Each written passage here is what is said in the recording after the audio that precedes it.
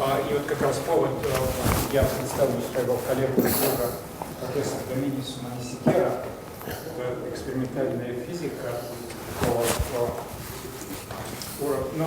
новые вещи. А он один из лидеров в работе над графеном. Они буквально на год, на два опоздали делать вещи, которые делал Новоселов и Гейм, но это не публикуется в тех журналах Science и так далее, Nature.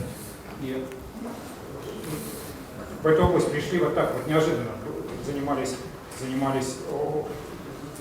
делали нанотрубки, всякие наноструктуры, а когда пришло время, они не полностью ушли из нанофизики стандартной, теперь уж кажется стандартной, наноточки и так далее. Они делают и то, и другое. Я скажу, где он учился, а потом немножко, несколько еще слов. Степень бакалавра он получил в своем университете Шри-Ланке, а потом переехал в Америку и степень мастера и PhD получил в университете Индиана в Блумингтоне. Это на самом деле грандиозный, замечательный университет. Я там был со своими ускорителями, со своими колоссальными физическими институтами. Известное место, мы здесь все только слышим, Гарвард, MIT, вот институт в Блумингтоне великолепный. Потом у него было два постдока. Первый постдок был это университет Кентаки, большой почтенный университет, а второй постдок был в знаменитом Penn State университете. И когда предоставилась возможность занять позицию профессора, вообще было время выходить на позицию профессора, он был взят на работу, и он с удовольствием согласился в университете Луисвилля, и там он с 2002 года профессор. Сейчас он full профессор, ассистент, associate, сейчас full профессор. И что интересно, что важно, здесь многие из тех, кто сидит, его знают лично, потому что в течение прошлого лета и этого лета он был научным руководителем в общей сложности 13 молодых людей из нашего университета приехали туда, 3 месяца прошлым летом, 2 месяца этим летом, и он руководил примерно половиной, может быть даже больше, 8 людей, которые там были, они могут рассказать тем, кто потом будет задавать вопросы, что из себя представляет лаборатория, чем занимаются, даже после лекции, когда угодно. Вот, и в общем. What's that? Yeah, just happy to have you here. Okay, go ahead. Yeah, you're welcome. Oh,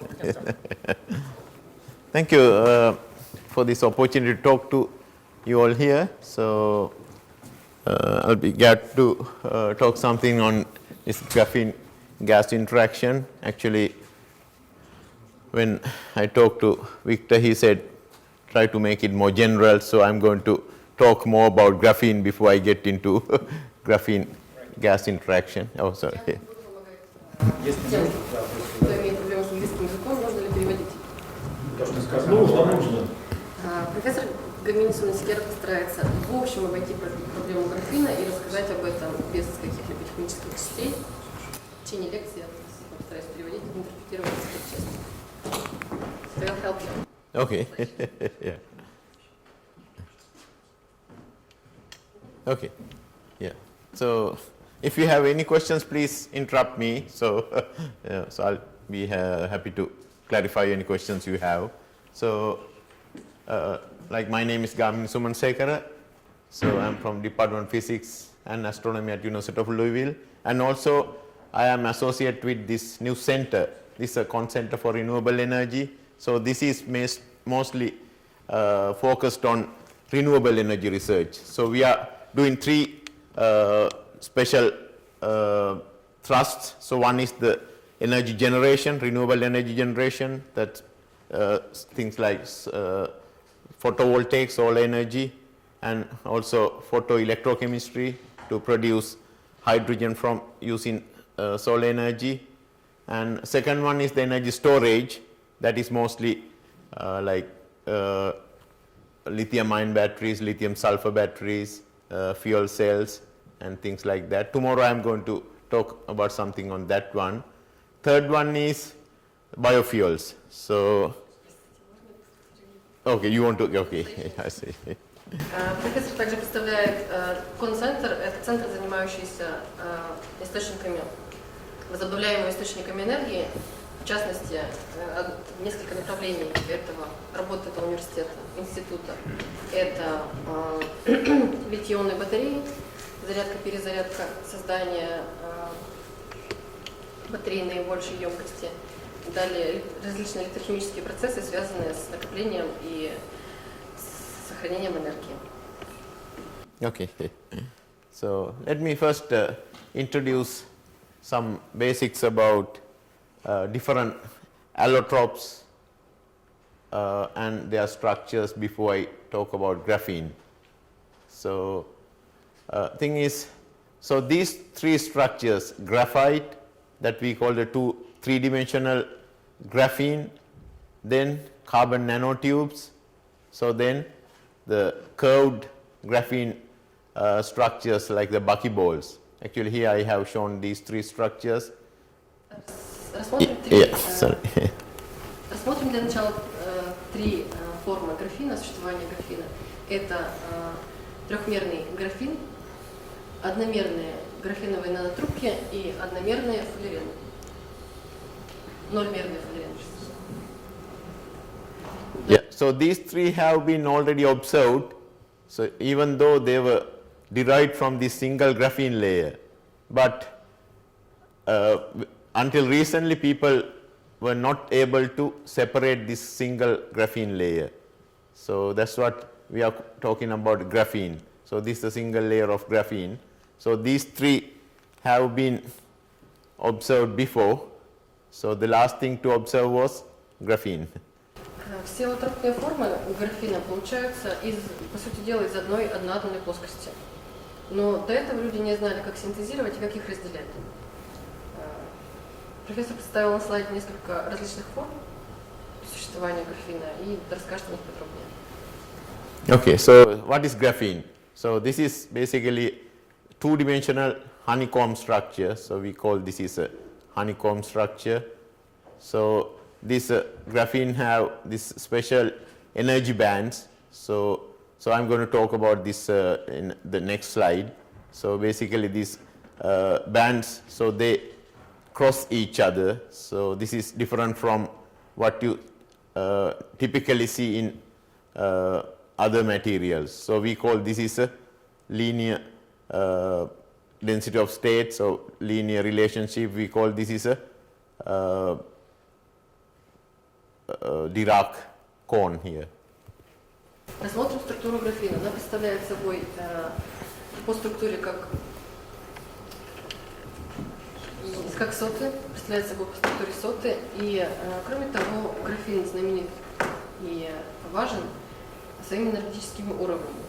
Профессор указал на распределение энергии, пересекающееся, которое называется конусом Дирака. Next. Yeah. So this is a real space how the graphene crystal lattice. So we have this alpha and beta atoms. So these are like two sublattices. So this is the K space or the brilliant zone of the real space. So here I have shown it separately. So we have this carbon-carbon lattice space in about 1.42 angstrom. So in the K space we have the central gamma point and this K prime and M. So these two are the important points I am going to talk next. Более подробно рассмотрим структуру графина в реальном пространстве, в К-пространстве. Точнее, в К-пространстве он представляется с помощью нарисованной на слайде структуры, которая характеризуется К и К, уровнями К и К'. Будем более подробно рассматривать далее эту структуру. Okay. So here I have shown the real band structure. So these are these 6 corners of this 1, 2, 3, 4, 5, 6. So this is the hexagon here. So each point like K and K prime point, you can see they almost touch like this. So they don't have any like standard band dispersion. So this is the how the cone looks like at the K point or even K prime point. So we have we call the conduction band and the valence band, or pi and pi star and pi bands. Энергия связи графена, если их промоделировать в 3D-пространстве, представляет собой несколько соприкасающихся конусов. На картинке вы можете видеть 6 конусов, из которые, по сути дела, валентные и которые собой представляют валентные конусы. So important thing is your energy dispersion is linear as a function of k. So this is straight.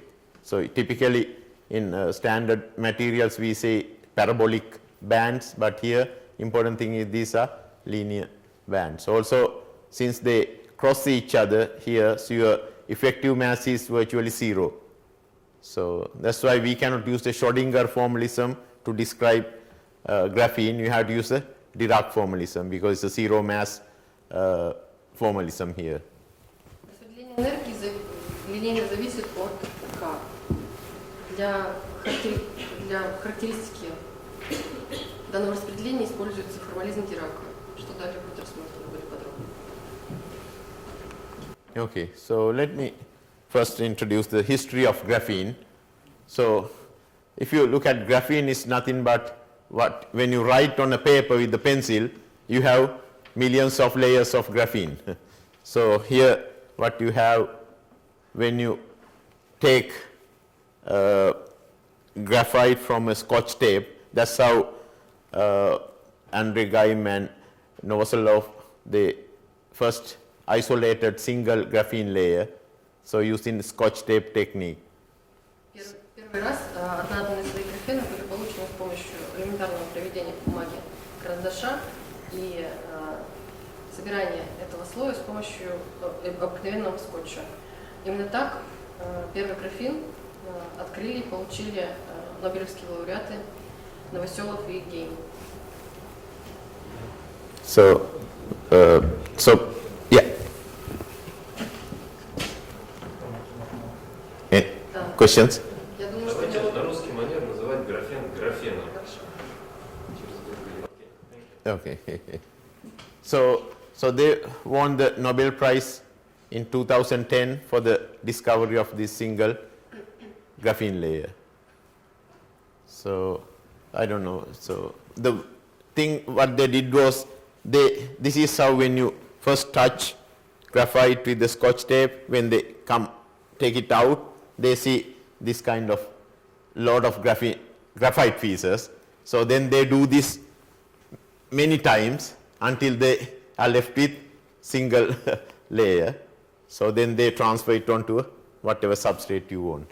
Чтобы получить одноатомную плоскость, чтобы как-то ее выделить из того следа, который оставляет за собой карандаш на поверхности, несколько раз скотч прикладывают к этому следу и слой за слоем пытаются получить именно одноатомную плоскость. Дальше уже ее исследуют, изучают, подвергают различным процессам. Okay. So important thing about graphene, they have very interesting properties. So this was the very first two-dimensional crystal ever known. You want to? Несколько интересных свойств графена. Первый – это то, что он имеет двумерную кристаллическую структуру. So that's the thinnest object. This because it's only one atom thick. So that's the thinnest object ever obtained. Объект характеризуется всего лишь одноатомной толщиной слоя. То есть это наиболее тонкий объект, который когда-либо был получен и синтезирован. Also, it's the lightest material because it's only one atomic layer thin.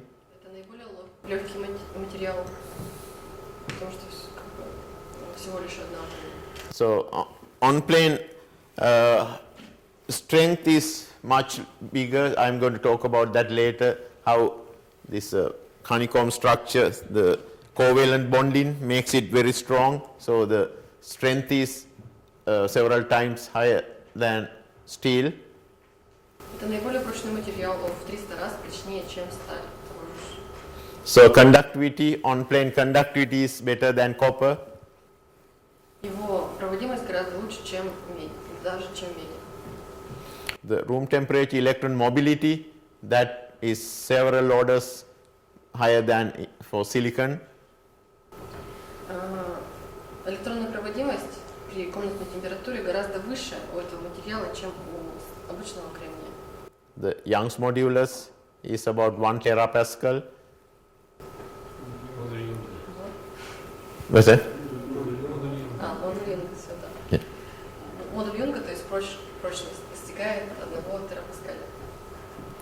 So the thermal conductivity is several times higher than silicon, as actually even close to diamond.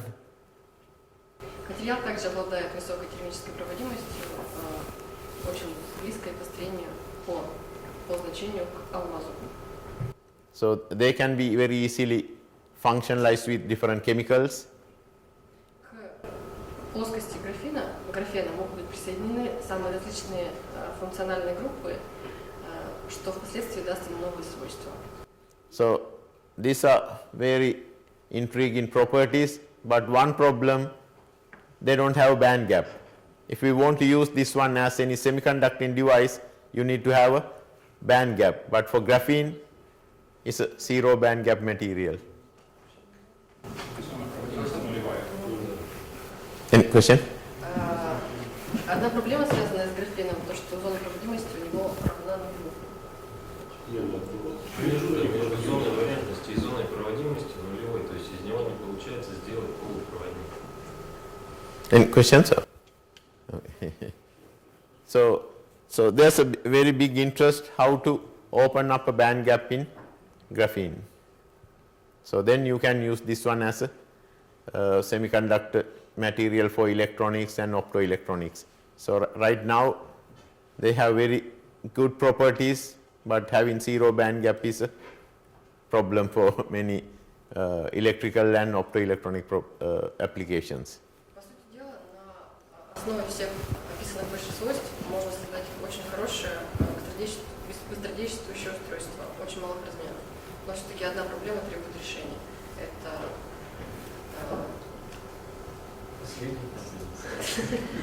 последняя проблема.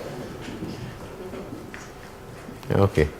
So let me quickly introduce some basics of this, how the bonds are formed in graphite. So we know carbon has 6 electrons. So you have 2 electrons in the 1s2 and 4 electrons in the valence band, like 2 in s2 orbital and 2 in 2 p orbitals. So then they can easily hybridize with this 1 electron from the 2s orbital, and you can hybridize with all 3 px, py and pc orbitals. So this way you can make sp3 structure like in diamond.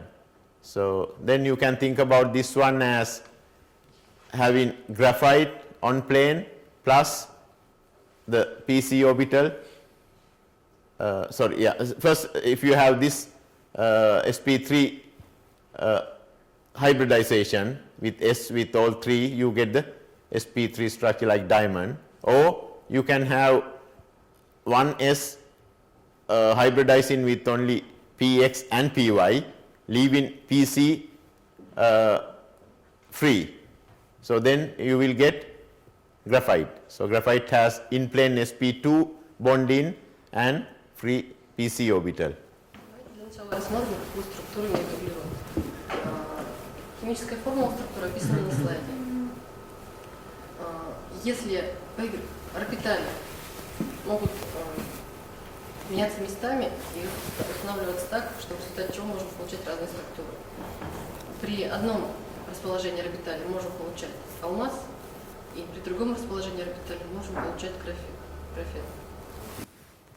So here you can see the sp3, like you have this orbital, then all 3 px, py and pc, they all hybridize to give the sp3. In this case there are no pc orbitals, all you get the sigma and sigma prime bands because they all are hybridized here. There is no free pc orbitals. But in the case of graphite is hybridized with only px and py, getting sp2, but you have pc orbital free. You have the bonding and anti-bonding states. So in that case, you get additional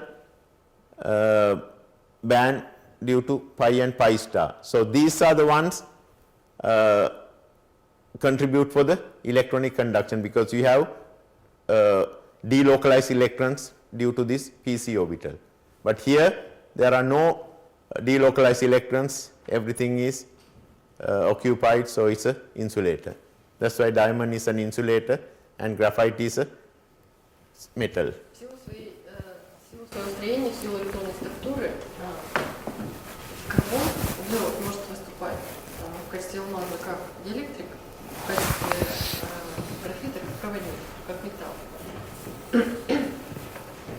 Это объясняется тем, что в структуре графита имеется дополнительный уровень энергии, который обеспечивает проводимость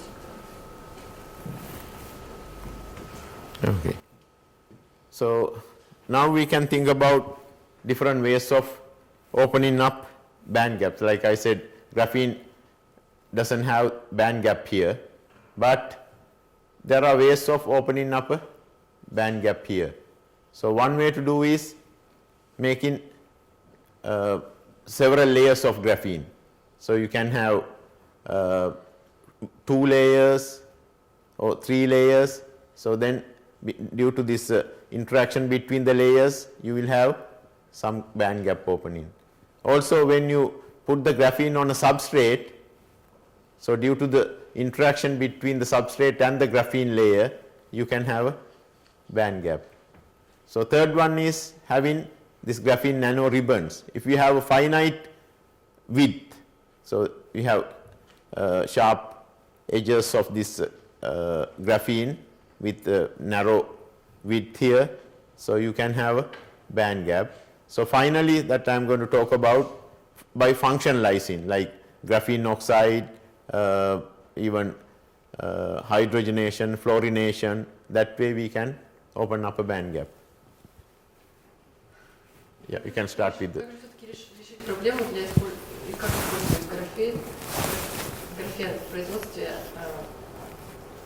приборов, в решении проблемы с его проводимостью? Первое, что можно, это нанести, создать одноатомный слой на поверхности какого-либо материала, таким образом создать разрыв энергии. Другим способом можно просто создать, синтезировать несколько слоев графена, одноатомных слоев графена, которые тоже будут взаимодействовать так, что будет создаваться вот эта зона, нужная нам зона. Кроме того, можно создать, решить проблему с помощью создания нанолент. Наноленты тоже создаются из графена, но специфика заключается в том, что они имеют зигзагообразные стенки. Кроме того, решить сложившуюся проблему можно с помощью функционализации, то есть присоединения некоторых групп к графену. Это его окислением и в том числе наводораживанием, взаимодействием с азотом, фтором и другими функциональными группами.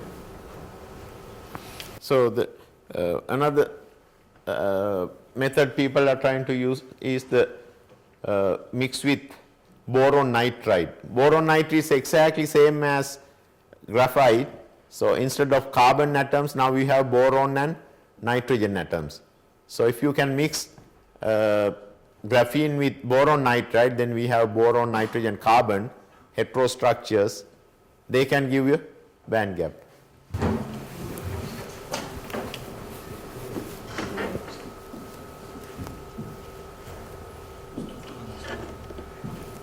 С другой стороны, мы можем внедрить в структуру графена отдельные элементы, которые будут также менять свойства Boron nitride here. графена и позволят использовать. So boron nitride is basically, so in graphene you have all carbon here, right?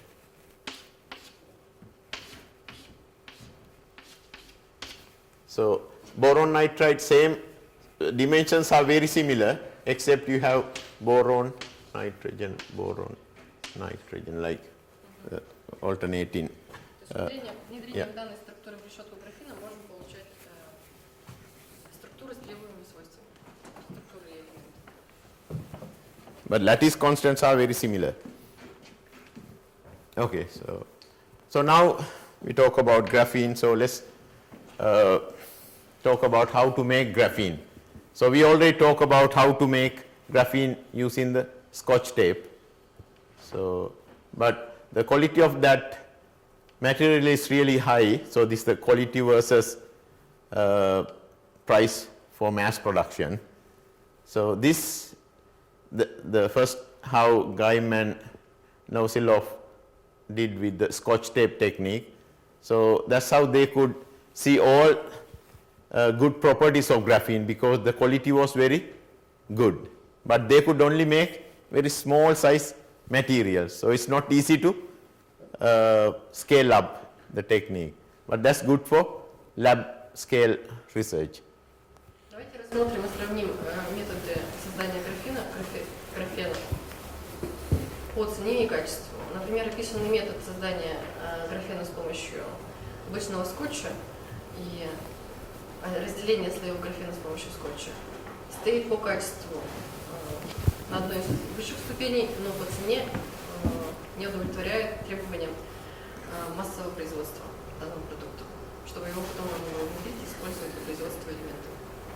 So then people started exfoliating graphite and making graphene in liquid phase. So they basically intercalate acids and some other oxidizers and just exfoliate. Just basically you just let those molecules go inside and just exfoliate, then it will separate into graphene layers. So but that way the quality is not very good, so quality is pretty poor. Also it's not very easy to scale up. Также была попытка создания графена из жидкой среды, жидкой фазы. Но качество этого метода... Basically, they just put these large molecules here and just exfoliate it, so then it will separate. So next method was using silicon carbide. So you take silicon carbide, they have this hexagonal structure. So then you heat this to very high temperature under very low vacuum. So then all these silicon atoms will sublimate and leave in graphene layer on the top. Также можно использовать соединение кремния и углерода, помещая его в вакуум при высокой температуре. Атомы кремния будут уходить из структуры, на поверхности будет оставаться тонкий слой кремния, углерода. So that technique has potential for high quality, and also you can mass produce this one. So but what's very popular today is the chemical vapor deposition of graphene. Basically growing graphene directly on metal substrate like copper by decomposing some hydrocarbon at high enough temperature. So that way you can coat graphene on the metal surface. So this is the most popular technique. Now you can easily make high quality graphene. Also this has very big potential to go this way to mass production. People have already done this technique. Одним из наиболее популярных методов и перспективных методов на сегодняшний момент является прямое заждение графена с помощью химического сождения из газовой фазы. Этот метод удовлетворяет и требованиям по широкой доступности, по серийному производству. Кроме того, также этот метод отличается качеством пленки, качеством покрытия, создаваемого на поверхности коврового металла. So in the next few slides I am going to describe this CVD technique. Рассмотрим данную технологию осаждения графена из газовой фазы наиболее подробно. So the experiment is very easy. So what you do is you have a furnace here. So then we put some copper foil or copper substrate. So this is inside the furnace. So this in a quartz tube. So then we have a pressure control system. You can measure the pressure and control the flow rates. So we introduce methane and hydrogen. Hydrogen is for reduction. So then the experiment is done this way. First we heat it to like 1000 Celsius at pressure of 100 millitorr, kind of low pressure. Then at under flowing hydrogen. So this is to reduce the copper foil.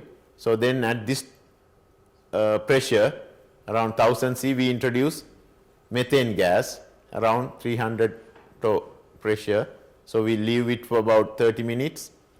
So then we stop methane flow and let it cool down under flowing hydrogen. Для создания графена с помощью химического осаждения с газовой фазы используется печь, в которой помещается подложка, чаще всего из меди. Печь находится под вакуум, к ней соединяется, подводится магистраль для подачи метана, аргона и водорода. В этой печи можно регулировать давление газа, поток проходящего через печь газа. Процесс заключается и осуществляется следующим образом. Сначала подложку из меди нагревают до 1000 градусов Цельсия при очень низком давлении 100 мл. Нагрев происходит в среде водорода и аргона. Далее при температуре 1000 градусов по Цельсию, при температуре подложки, начинают производить напуск метана. Затем подложку при том же давлении 100 мл начинают медленно охлаждать. So when you finish the experiment, you will have this copper foil covered with graphene layer. Actually, you will see graphene on both sides of copper. If you have your copper foil like this, so at the end of the experiment, you will have a graphene layer this side and also this side. По окончании эксперимента на подложке, на медной подложке будет выделяться слой графена, как сверху, так и снизу, с двух сторон. Okay, so what is the mechanism of this growth of graphene on copper? So important thing is copper has zero solubility of carbon even at 1000 C. So copper and carbon, they never mix together. So they don't, because if you take transition metals like nickel or iron, so carbon will dissolve it in that metal, but for copper there's no dissolution of carbon. Рассмотрим основу, почему, собственно, возможно этот метод. Самый главный принцип основывается на том, что растворимость углерода в меди равна нулю. Поэтому атомы углерода не могут внедряться в структуру металла, в структуру меди конкретно. So you can think about this methane gases come in like carbon and 4 hydrogen atoms. So then, so they decompose into carbon. So this carbon atom can dissolve it in the metal. So if the metal is like nickel, they can even go inside the metal. But if it is copper, it's only make this surface layer of graphene. So you can think how it happens here. So it comes, carbon dissociate. So then without mixing with that, they just arrange on the copper surface. ходе процесса при напуске метана в камеру, в рабочую камеру, где находится подложка из медная подложка, молекулы метана диссоциируют, разлагаются на углерод и водород. Углерод начинает диссоциировать в подложку, медную подложку и как бы распределяться по его структуре. Важным фактором является скорость охлаждения. Если мы будем охлаждать довольно-таки, если мы будем охлаждать с приемлемой с нужной нам скоростью, то мы получим в итоге по окончанию эксперимента тонкий графеновый слой на поверхности медной подложки. If somebody is familiar with the mass transport, you can think about this methane gas coming here, so then how it forms this negligible interface layer. So then after the boundary layer, it just byproducts are moving away. So you can, this is a standard model of mass transport in how the gaseous layers are formed on metal surfaces.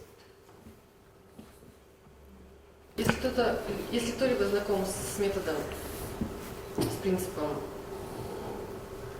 переноса массы, то понятно, на основе чего работает данный метод и что после внедрения в структуру углерода он выделяется на поверхности. Okay, so here are the components in that the graphene growth. This is the quartz tube I was talking about. This is the furnace. So inside here you have the copper foil. So introduce gas. This is the pump, and we have pressure controllers and the mass flow controllers. So this is how it looks like inside. So these are few components of the synthesis system. Система синтезирования графена на подложке в лаборатории графиста Гамини представляет собой печь, в которую помещена кварцевая труба, играющая роль реактора, куда происходит напуск газа. Внутри этой трубы располагаются медные подложки. Печь высокотемпературная, нагревается до более чем 1000 градусов, прекрасно держит температуру. И существует возможность в ходе процесса регулировать напуск газа, поток газа, давление и другие параметры. Okay. So if you look at scanning electron microscopy on this copper foil, so this is how the graphene layer looks like. You can see this kind of polycrystalline structure. So that's what people are trying to do, make it more of a single crystal graphene. So in this technique, since the copper is polycrystalline, we have this big grain boundaries. So this is not actually what people are trying to get, is more single crystalline graphene. So also if you look at directly on the graphene layer, this Raman signature, I'm going to explain this one later. So we see these three distinctive Raman features we call the G band. So this is mostly coming from the carbon-carbon transverse vibrations. Then the disorder band we call the D band, and the second order of this D, so we call the 2D band. I'm going to describe this in the next slide. So this also shows the X-ray dispersive X-ray technique we call the XPS. This is X-ray photoemission spectrum. So it will show all the features definitely on copper. So we see a little bit of oxygen, then mostly we see the carbon 1s peak on this copper foil. That confirms presence of the graphene layer. Чтобы определить, получилось ли все-таки у вас на поверхности медные подложки очень тонкий слой из графена, можно проверить ваш образец на сканирующем электронном микроскопе. Тогда вы увидите такую поликристаллическую структуру, на которой есть как бы границы зерен. Второй метод для тестирования, для исследования графена на поверхности меди, это все-таки рамно-спектроскопия. Вы можете видеть... I'll explain that one later, yeah. Характерный спектр, его опишем и рассмотрим чуть позже. Также можно использовать для характеризации, для исследования графенного слоя рентгеновскую фотоэлектронную спектроскопию, которая также позволяет определить наличие связей углерод-углерод на поверхности меди. Okay, so next thing is, since we have this graphene on copper, so you cannot use it for anything, it's already on the metal surface. Now we need to transfer that graphene layer onto whatever the substrate you like to have. So for that purpose, we use this graphene transfer technique. What we do is, this is the graphene we grew on copper.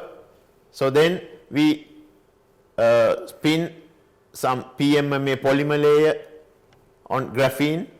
So then we put it in iron nitrate, that's a copper etchant. So that will etch out the copper. So finally we are left with this polymer with graphene layer. So that one we will transform to the substrate and remove the polymer using acetone. So then you will have the graphene on whatever the substrate you like to have. So here I have shown graphene on silicon substrate, and here graphene on glass substrate. Для создания конкретных устройств на основе графена и на основе этого одноатомного слоя углерода необходимо произведенный созданный нами слой перенести на другую подложку. Как это сделать? Для начала на медную подложку со слоем графена осаждается некоторый полимер, затем образец с осажденным полимером помещается в растворитель, где медь растворяется, и остается делать два вот этих кусочка полимера со слоями графена. Далее полимер осаждается, прикладывается к подложке, на которой должно произвести осаждение, итоговое осаждение, и промывкой через цел получаем, что наш слой графена лежит на подложке, которая нам нужна. На слайде представлены слой графена на кремнии и слой графена на стекле. So here, this is the copper substrate with the graphene. So here when I put it in iron nitrate, so see after sometimes you can see all the copper is etched out, so that's why this becomes different color. Then here what you have is just the polymer layer with the graphene. So then when I put it on glass substrate, you can see this is the area with graphene here. So with the PMMA. So then if I put it in the acetone, the PMMA will be washed out. So nicely I have graphene on the glass substrate. You can see this whole area is graphene. This is about maybe about 4 centimeters long and about more than 1 centimeter long continuous film of graphene here. So same we can do on silicon substrate also. These are single layer graphene. Теперь, пожалуйста, представьте масштаб. По сути дела, одноатомный слой, который был осажден на медную пленку, на которой был осажден полимер, в ходе процесса мы имеем, получается, после растворения меди имеем полимер с одноатомным графеновым слоем. После осаждения, после прикрепления этого полимерного слоя к подложке и после растворения полимера мы имеем одноатомный слой протяженностью до нескольких сантиметров. В частности, здесь нарисовано 5-6 сантиметров. То есть масштабы одноатомные на 5-6 сантиметров. Excuse me, Professor. Yeah. For the last picture, Yeah. is it the real color? Yes, yeah. This because of the refractory index contrast, you can. That's why on silicon, this is very nice. You can easily see. Also depends on the silicon dioxide thickness. So typically, what you have is silicon substrate with silicon dioxide. So depending on this thickness, so that color is different. Because you have refractive index difference, right? Yeah. Yeah. Sometimes we see like blue color, sometimes we see like pink. So now, so this is how the SCM image looks like on silicon dioxide substrate. So you can see polycrystalline graphene. Also, some places you have wrinkles because graphene layer may be kind of like, rather than having like that, it will make some kind of wrinkles here. Thus, we see this kind of wrinkles coming. На слайде представлены изображения, полученные на сканирующем электронном микроскопе. Вы можете здесь видеть слой графена, одноатомный слой графена, который характеризуется вот этими описанными и рассказанными выше поликристаллическими границами. Но к тому же вы можете обнаружить на сканирующем электронном микроскопе некоторые складки. Можно провести, сравнить слой графена с кусочком ткани, который вот буквально положил на поверхность, как только что продемонстрировал профессор. Okay, so now if I look at the Raman spectrum, now you will see much stronger Raman peak. So now you can see this disorder peak is very small because this is already pretty good quality graphene. So if you want to understand this G, actually this is the D band. So G band means if you look at the graphene, you have these carbon atoms, so they just vibrate opposite. So that's why we have this band. As long as you have this sp2 carbon structures, you always see this G band. So D band is mostly coming from any disorders. So if you have some kind of broken bonds or some interaction with the substrate, we get this D band. Also, if you have a lot of defects, this D band will be stronger. So the 2D band, even if you have perfectly crystalline structure, still you will see this 2D band because D band is forbidden if the crystal is perfect, because Raman is always, oh, I cannot see this one. You have this selection rule for Raman as Q equals 0. Right? So if you have a perfect crystalline structure, you cannot have D band, but 2D band comes because of two phonons. So this is the K and K prime, the linear bands I was talking about. Like if I take K point and the K prime point, if you look at this kind of bands. So you can have some phonons, two phonons contributing. So we have one Q, so then you have another phonon, so that means your Q plus Q minus becomes 0. That means you can have this transition. That's why you always see 2D band.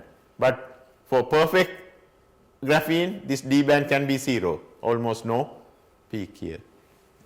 Теперь более подробно рассмотрим спектр романовского. Романовский спектр получен от одноатомного слоя графена с подложкой. На рисунке снова представлен этот же одноатомный слой графена. Отметим наличие 3 пиков на представленном спектре. Первый, еле заметный пик, отвечает за дефектность структуры, за ее идеальность или неидеальность. Для абсолютно ровного слоя графена, для абсолютно идеального слоя графена этот пик приближается к нулю, его интенсивность близка к нулю. Пик, обозначенный за G, характеризует смещение атомов графена, атомов углерода из вершинных ячеек. Следующий же пик, обозначенный за 2D, не связан с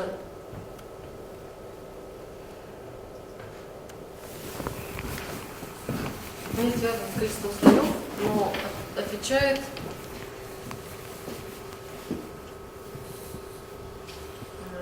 связан с идеальным строением, отвечает внутренней структуре кристалла, колебаний. Это Понимаете, что причастие? Он отвечает за возможность перехода фононов между точкой К и К', между соседними атомами. Yeah, so if it is perfectly crystalline, so because you are talking about if you look at your dispersion curve, so you have Q versus your energy, so you have some phonon dispersion curve, right? Something like you have the acoustic phonons, you have the optical phonons here. So this is your gamma point, Q equals 0. Usually you are seeing phonons from that Q equals 0 phonon. So if it is crystalline, perfectly crystalline, so you need to have this Q0 selection rule. So then you cannot have the D band. But second order, you can have two phonons, 1 and 2. So that can give you the selection rule. So this is always present if you have graphene. But this depends on whether you have good graphene or bad graphene. If you have bad graphene, this peak will be strong. Если у вас не очень качественный графен, то D пик обязательно будет. Но даже если у вас идеальный графен, пик 2D все равно будет присутствовать на спектроскопии. Yeah, so Raman spectroscopy can tell you whether the quality of the graphene. Also, this peak, if this peak is single peak, you have one layer. If you have more layers, this peak becomes more broad. So that way people can tell whether you have one or more layers. Если ваш слой имеет один слой, если в составе синтезированного вами слоя всего лишь действительно одноатомный слой, только один одноатомный слой, то пик узкий, без каких-либо раздвоений. Если все-таки в составе покрытия два одноатомных слоя, то пик начинает расширяться и появляются дополнительные подпики. Okay, that's basically the first part of the talk about graphene. If you have any questions, we can discuss before we go to the next part. Next part, I'm going to talk about gas interaction. So if you have any questions, I'll be happy to.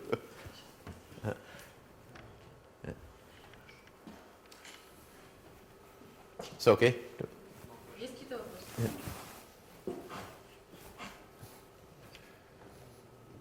This is very, yeah. For your work, graphene obtaining from oxide graphene. Graphene oxide? Graphene. Yeah, so yeah, so we did some work, but thing is, then you have to reduce it to graphene back. So we did some work, but the quality is not as good as this graphene. So what we did was we took graphite and we heated in very oxidizing environment like sulfuric acid, nitric acid, and potassium permanganate. So then we reflux the system. So then after that we purify it and centrifuge. So then we had to reduce it with hydrogen. So because yeah, that you cannot reduce back to graphene. Always you have some the functionalized groups. So that's good to make large quantity graphene, but quality is not as good as this CVD. Yes, yeah. So, but that's a very good way to make large quantity graphene. Yeah.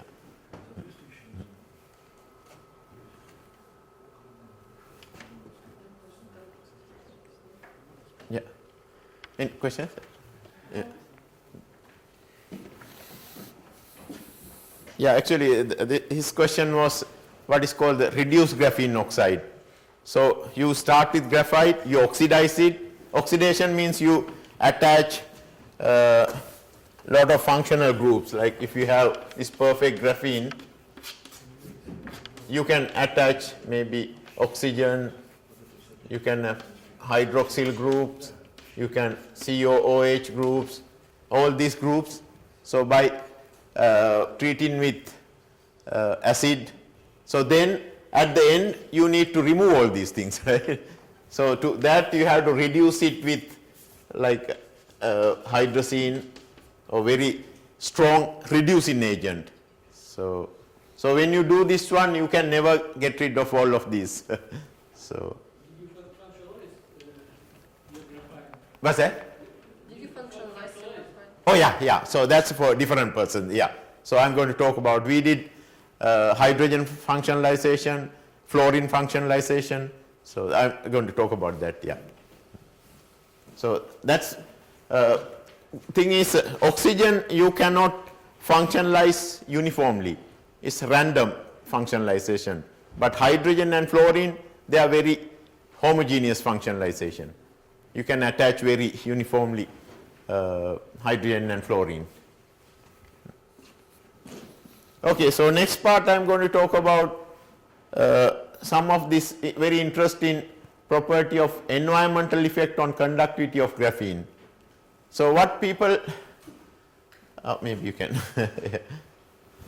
Рассмотрим влияние окружающей среды на проводимость графена.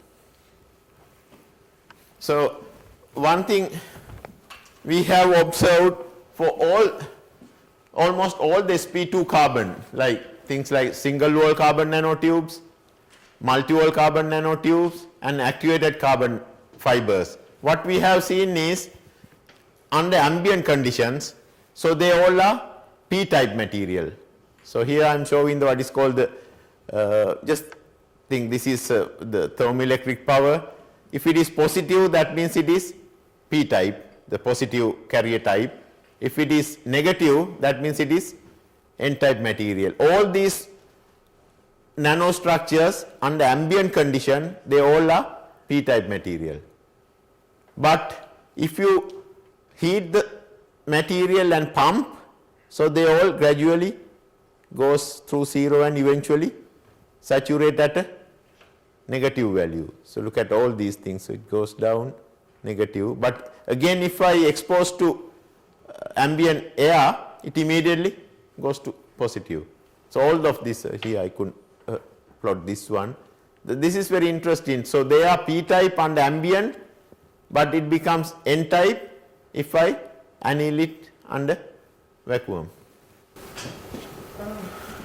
Описываемый карбон, графен, в общем, графен, типы графена демонстрируют различную проводимость под влиянием окружающей среды. Если вы начнете, допустим, при нормальных условиях в окружающей среде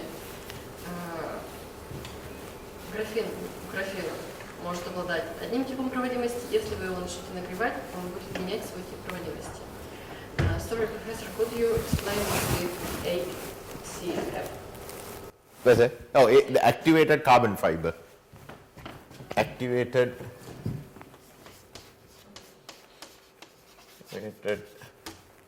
carbon fiber. So they are also like a fiber, it's not tube. So you have like graphitic structures, like nano, like these are kind of a fiber structure. But still these are sp2 structures. Такой эффект смены типа проводимости характерен как для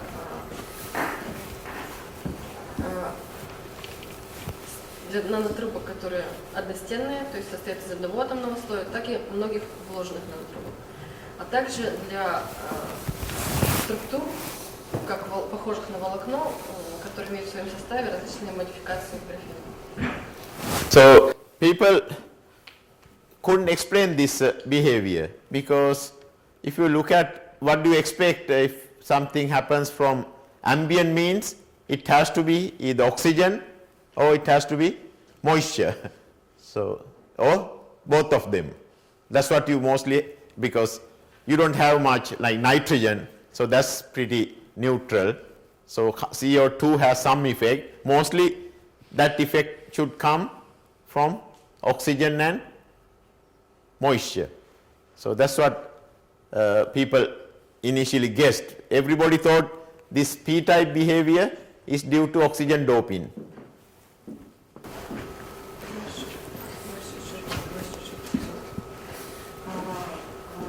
Чтобы объяснить, люди как бы не могли найти объяснение этому эффекту. В чем могут заключаться причины такого поведения?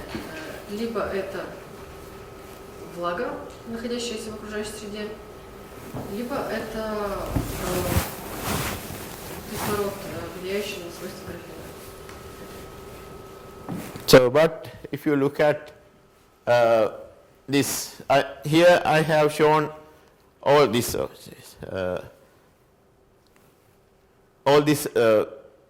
the sp2 carbon structures. I have the Fermi energy for the like conduction band.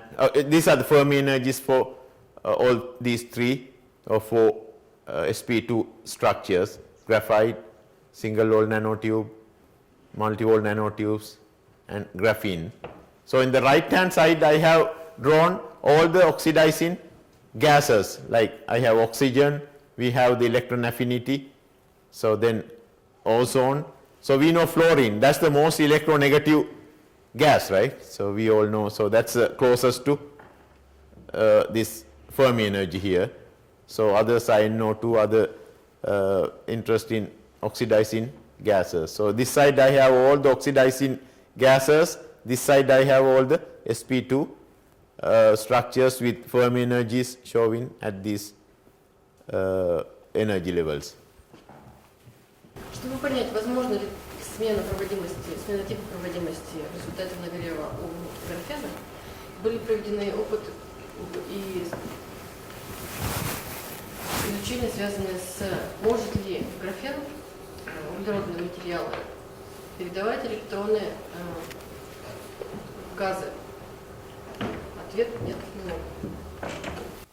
So if you want to dope with even say oxygen, so your electrons have to transfer from here to here, right? So, but you can see there's a big energy penalty here. It's about 4 electron volts. There's no way electrons can transfer from here to graphene or any of these structures. So that means direct oxygen doping is impossible. So it has to come from this oxygen electron affinity here to from there to this Fermi energy from here. That's why I put this red arrow here. It's impossible to, even for fluorine that has the highest electron negativity, even for that you have about 1.5 eV energy to transfer an electron from here to here. So there's no way you can have that electron transfer to make it this p-type behavior. Однако же, кроме того, нет возможных способов перевести свободные электроны, перевести электроны с энергетических уровней газов, среди которых кислород, озон, то для модификации, для изменения структуры и свойств графена. So then there must be something else here. So that's what I am going to show you what is in here. Something else is responsible for this charge transfer from some energy level here to this graphene. So what can that be? Okay, before that let me show you something. If you take any semiconductor, so if when it is in air, so always you make some moisture layer here, right? So air always you have moisture. So also we know air is acidic because you have CO2 gas. When it dissolve it in water, you make carbonic acid, right? So carbonic acid is acidic. Your environment is always acidic. It's something like 6 point something, not 7. So ambient is not neutral. It's acidic always. So that means when you have carbonic acid, it will dissociate into these protons and bicarbonate ions. So you have CO2, oxygen and water. So then we have this electrochemical reaction going back and forth. So whenever you have any semiconductor, so you have this is the moisture film I am talking about. If you have any material, you immediately have moisture film here. So in that moisture film, you have some acidic nature here. So there's a lot of electrochemical reactions are happening in that film. So in the process you will have this the holes, the positively charged holes and negatively charged electrons. So that means you can transfer electrons from your semiconductor into your water film. So this is true not just for graphene, for most of the semiconductors this is true. So whenever you have, that means you need to have all these three things. So definitely you have CO2 in your atmosphere. For this process to happen you need to have both water and oxygen. Отдельным пунктом рассмотрения вопроса взаимодействия графена и влаги остается перенос зарядов. Чтобы рассмотреть как-то и понять этот вопрос, давайте рассмотрим перенос зарядов в случае полупроводника и влажной пленки на его поверхности. Воздух содержит большое количество водяных паров, в том числе углекислого газа, которые, проникая в структуру, могут быть донорами для протекающей реакции, описанной на слайде, в результате которой могут образоваться электроны. Электроны могут взаимодействовать с положительно заряженными дырками, находящимися на поверхности полупроводника. То есть, по сути дела, возможен перенос зарядов в случае взаимодействия графена и воды, и влаги. So I write the overall reaction here, that's not important in this case. So what I want to show is, so this reaction I was talking about, so you can write the Nernst equation to calculate that electrochemical energy. So that depends on your pH value. So if you have pH extreme like very basic or very acidic, but typically we are talking about pH about 6.5, so then you will have your energy levels around between these two windows like 4.83 to 5.66. So this is the extreme basic, this is the extreme acidic. So that if you look at this picture here, so that comes very close to here, right? So 4 point somewhere very close to this Fermi energy here. So that's the energy we are going to propose for this electron transfer process. Yeah, okay. Yeah. Если более подробно рассмотреть протекающую химическую реакцию и рассчитать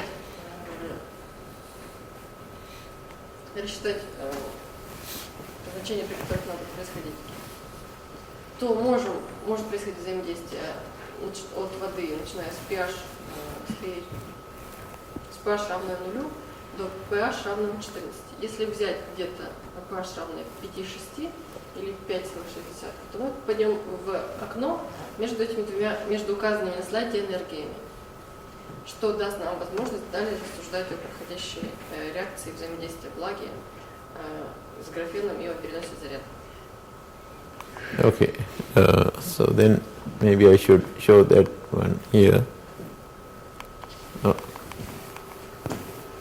So that's another experiment we did was, since I said we need both water and oxygen, we did experiment when it is negative Seebeck coefficient, we introduce deoxygenated water or we introduce dry oxygen. That means this is no moisture, and in this case water but no oxygen, but in that case it never gets to p-type.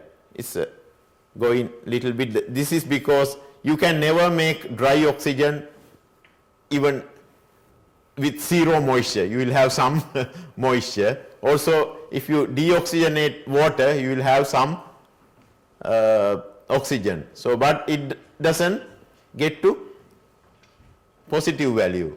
But if you mix both, like air has both oxygen and water, you can see immediately it goes to p-type. That means this shows you it needs both oxygen and moisture to see this behavior. Чтобы понять, что же все-таки влияет на смену типа проводимости, This is what we need to. Yeah.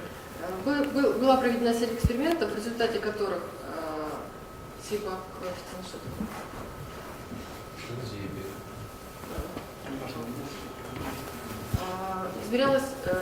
Изменялось и исследовалось влияние просто сухой воды на графен, сухого кислорода, и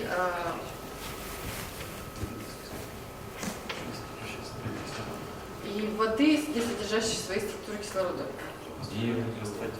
Почему? Воды, не содержащей в своей структуре растворенного кислорода. Оказалось, что данные компоненты по отдельности не влияют никак на смену проводимости. Тогда как? This is what important here. Тогда как? Either it's not sufficient to introduce p-type conductor. You need both.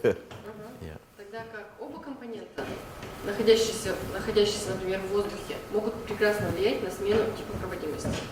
То есть мы должны иметь оба компонента для того, чтобы сменить тип проводимости графена.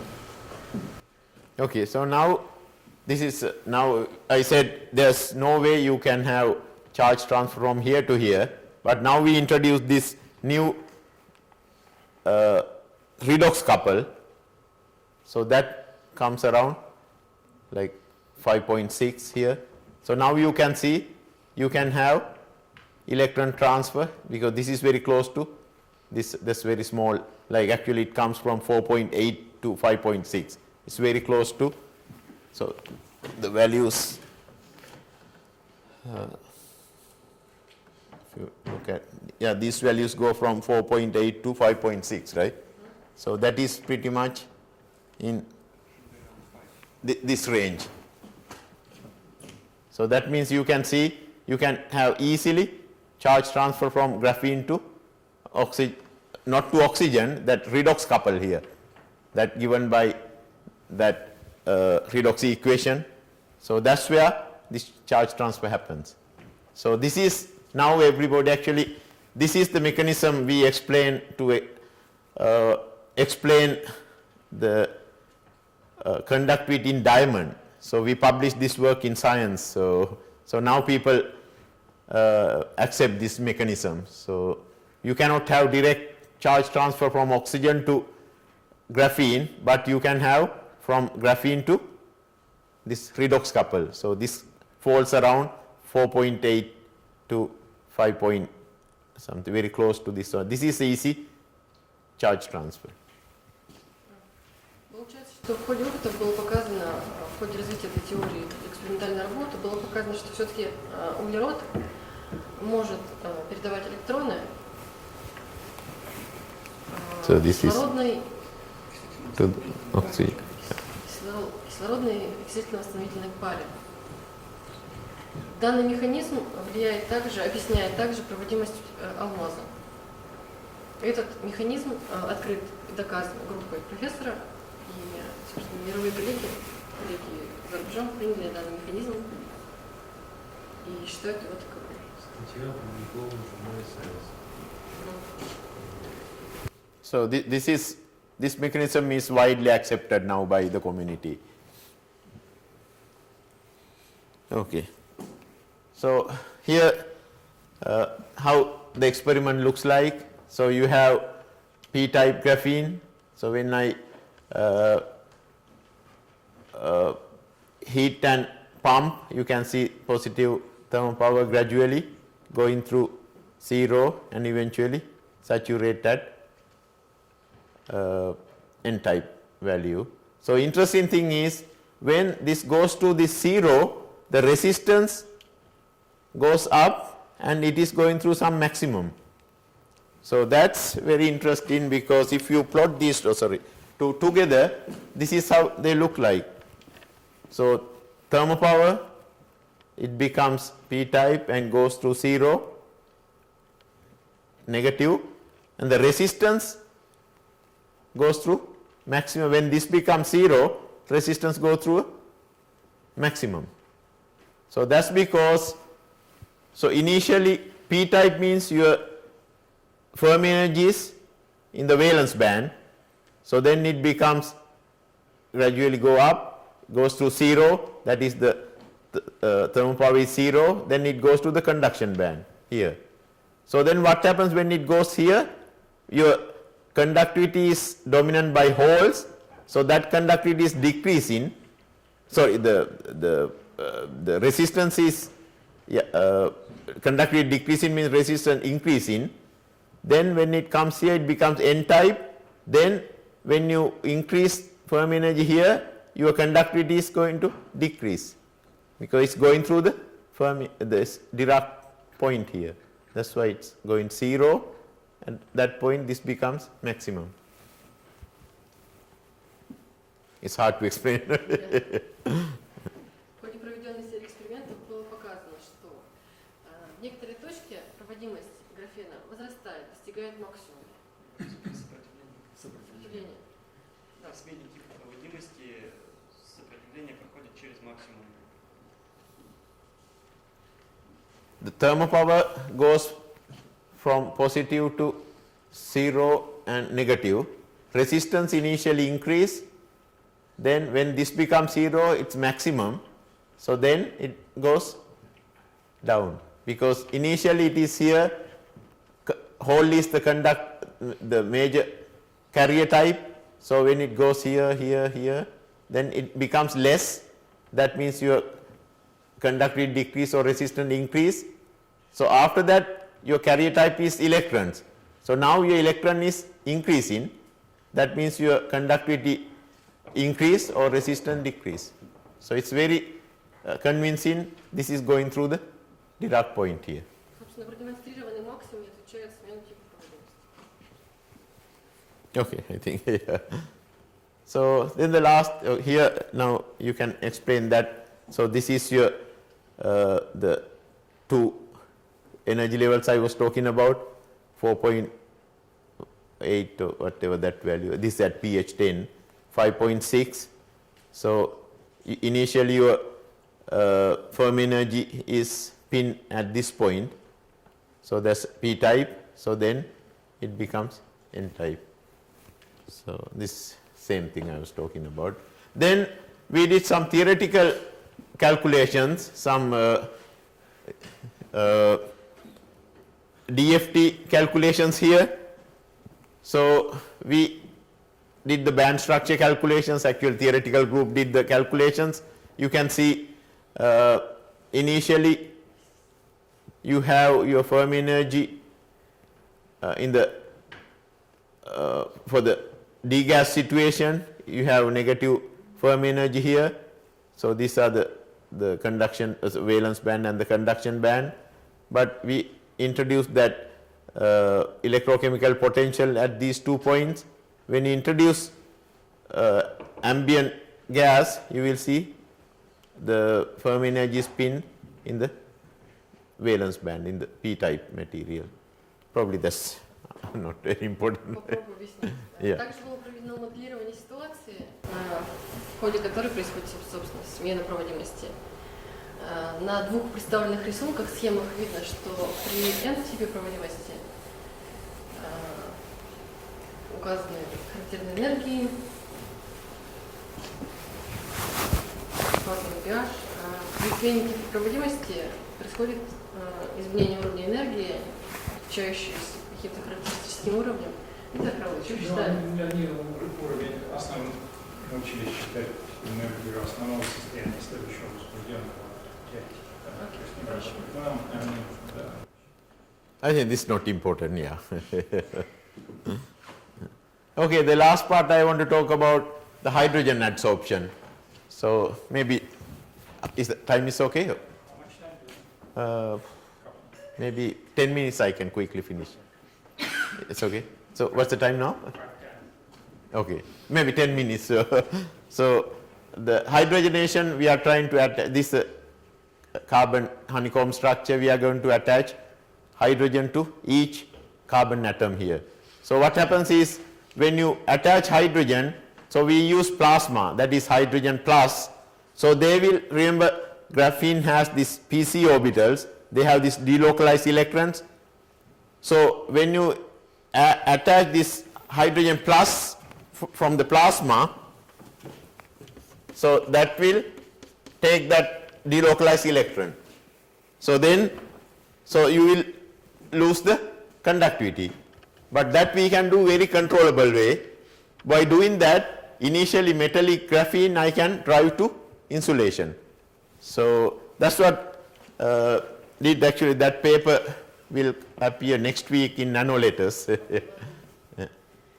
have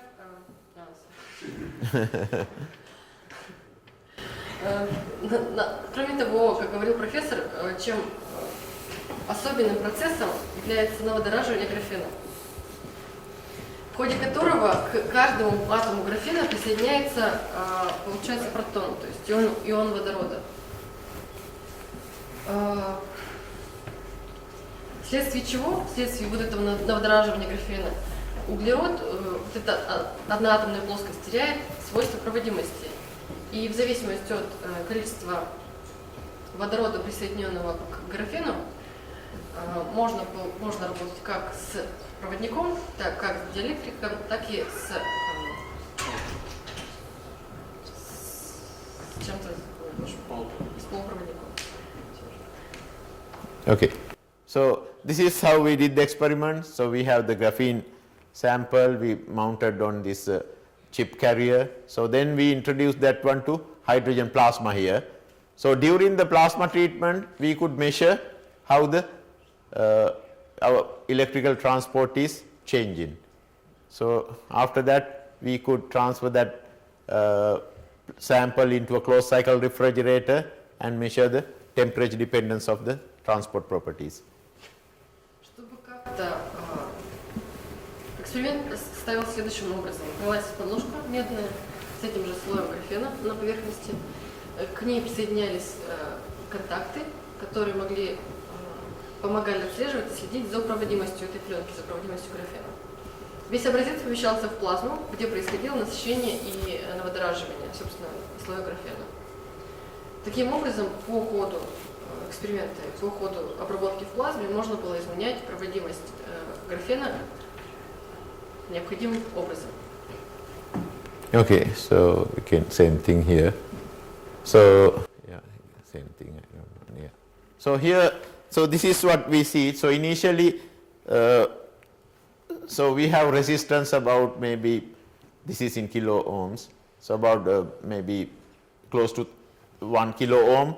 So when you introduce little bit plasma and then we immediately maybe we keep it on for a few seconds, then we turn it off, we will see resistance increase and saturate. Then we again turn it on for a few seconds, again leave it. So then after, when I wanted to get to like 10 kilo ohm from 1 kilo ohm, so then I stop there and look at the temperature dependence of that sample. So then we, from here again we go to different value, so then again I do the temperature dependence. So this way I could do series of resistance for different hydrogenation. This is in log scale. Эксперимент осуществлялся следующим образом. Описанный образец помещался в плазму, соединенный со всеми возможными регуляторами и датчиками изменения проводимости. Сначала измерялось сопротивление слоя в исходном состоянии. Если он составлял в исходном состоянии 1 Ом, то после включения плазмы на несколько секунд его сопротивление возрастало. Если мы снова включаем плазму на несколько секунд, водородную плазму, генерируем, то снова сопротивление возрастает. И так доходит до того, что в процессе этой обработки слой графена приобретает сопротивление около доходящего до килооhm. То есть с 1 Ома до килоома. Далее в этом же эксперименте рассматривалась зависимость сопротивления от температуры для различных образцов, что представлено на втором графике. So we can see like, for initially we have, Initially we have metallic kind of behavior because it's finite at lowest temperature, but when you go to the highest fluorination it goes to infinity. So conductivity becomes 0 for 0 degree. So that's the metal to insulator transition. Также изменение равновского спектра в ходе обработки в плазме. Видно, что после последовательной обработки в плазме, после каждого шага, после различного количества времени, после различных времен обработки в плазме возрастает вот этот пик T, отвечающий за упорядочение решетки. Более подробно он представлен рядышком. So same as the XPS, when we do initially we have this sp2 signature. So when you do the hydrogenation, we can see sp2 becomes weaker and sp3 signature become more, because when you have hydrogen it becomes more sp3. Кроме того, в ходе обработки в плазме меняется и электронная структура. Если раньше структура графена, структура этого нашего синтезированного одноатомного слоя была sp2, то со временем по ходу обработки в плазме видно, что пик, отвечающий за sp2, немножко снижается, а интенсивность пика, отвечающего за sp3, возрастает. То есть меняется тип структуры. I think I will stop here. Yeah. We have done similar study for fluorine and nitrogen, so I don't think I ought to discuss that. Yeah. Такие же опыты для фтора и азота. Результаты также имеются и по-другому. Вопросы? Вопрос будет вот какой. Как удавалось выделить сопротивление тонкого слоя графена на пластинке медной, которая очень проводящая? How did you measure the resistivity of very thin layer of graphene? Yeah, it's the same 4-probe. On the copper. Yes. No. It's on the glass. Oh, okay. So we have glass substrate because we transfer this one onto a. This is glass. So then we can put 4 contacts like that. Actually, I have a picture of this one here. Yeah. So if you, yeah, like here. So that is the graphene sample here. So we have 1 heater and 2 thermocouples, and that's very conducting. These are more like ITO, like indium tin oxide. So. Just look as if it is on copper. No. This is after transferring onto, yeah. These samples, like if you.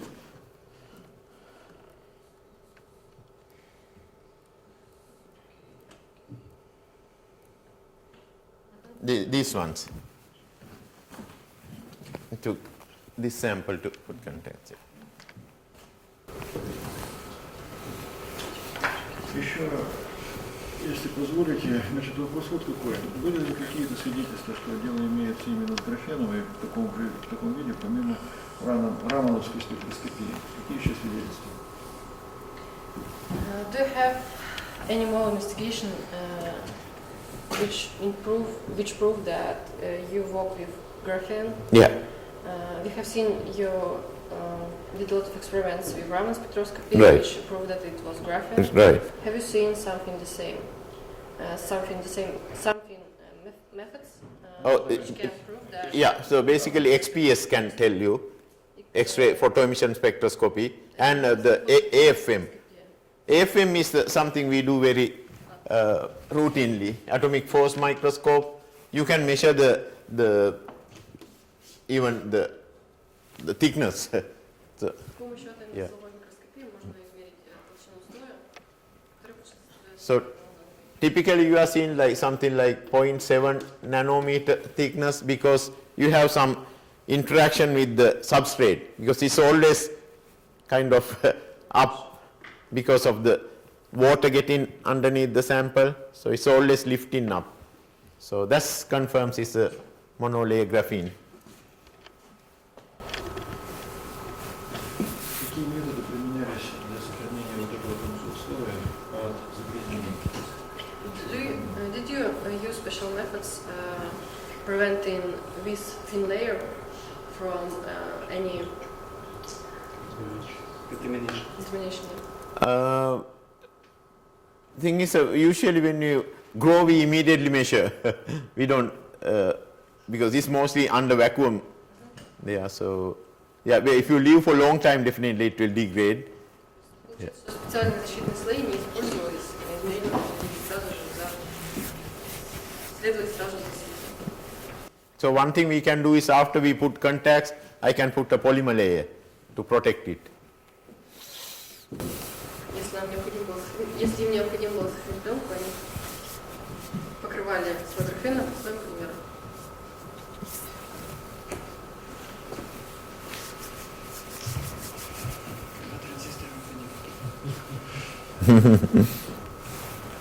Any other questions? Спасибо.